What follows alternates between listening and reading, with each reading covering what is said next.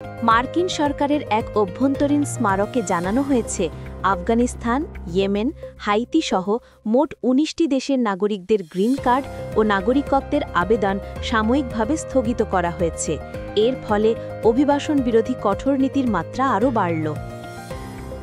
USCIS জানিয়েছে, গত জুনে প্রেসিডেন্ট ডোনাল্ড ট্রাম্প ঘোষিত ভ্রমণ নিষেধাজ্ঞায় থাকা দেশগুলোর নাগরিকদের আবেদন আপাতত প্রক্রিয়াজাত করা হবে না। এই তালিকায় ভেনেজুয়েলা, সুদান, সোমালিয়া সহ আরও বহু দেশ রয়েছে। সম্প্রতি ২ ন্যাশনাল গার্ড সদস্যকে গুলির ঘটনায় একজন নিহত হওয়ার পরই অভিবাসন নীতি আরও কড়াকড়ি করার ইঙ্গিত দিয়েছিলেন মার্কিন কর্মকর্তারা। সন্দেহভাজন ব্যক্তি একজন আফগান নাগরিক, যিনি ২০২১ সালে গণউচ্ছেদের সময় যুক্তরাষ্ট্রে প্রবেশ করেছিলেন। এই ঘটনার পর নিরাপত্তা ঝুঁকির যুক্তিতে আবেদন স্থগিতের সিদ্ধান্ত আসে।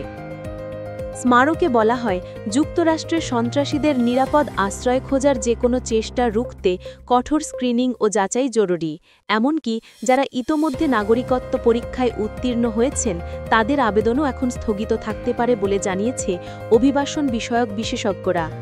২০২১ সালের ২০ জানুয়ারির পর যেসব নাগরিক নিষিদ্ধ দেশগুলো থেকে যুক্তরাষ্ট্রে এসেছেন, তাদের ফাইল সামগ্রিক পুনর্পর্যালোচনার আওতায় আসবে। অভিবাসন বিষয়ক কঠোর অবস্থান আরও জোরালো করেছেন ট্রাম্প। তিনি বলেছেন, যুক্তরাষ্ট্রের নিরাপত্তা পুনরুদ্ধারের স্বার্থে সব তৃতীয় বিশ্বের দেশ থেকে অভিবাসন স্থায়ীভাবে বন্ধ করার পরিকল্পনা তার রয়েছে। স্বরাষ্ট্র নিরাপত্তা মন্ত্রীও নিষিদ্ধ বিশ্বের তালিকা আরও বাড়ানোর সুপারিশ করেছেন। এদিকে মিনেসোটায় সোমালি অভিবাসীদের বিরুদ্ধে বড় ধরনের অভিযান চালানোর পরিকল্পনার খবর প্রকাশ হলে স্থানীয় নেতারা তীব্র আপত্তি জানিয়েছেন এবং বলেছেন, তাদের সম্প্রদায়ের প্রতি রাজ্যের অঙ্গীকার অটল থাকবে।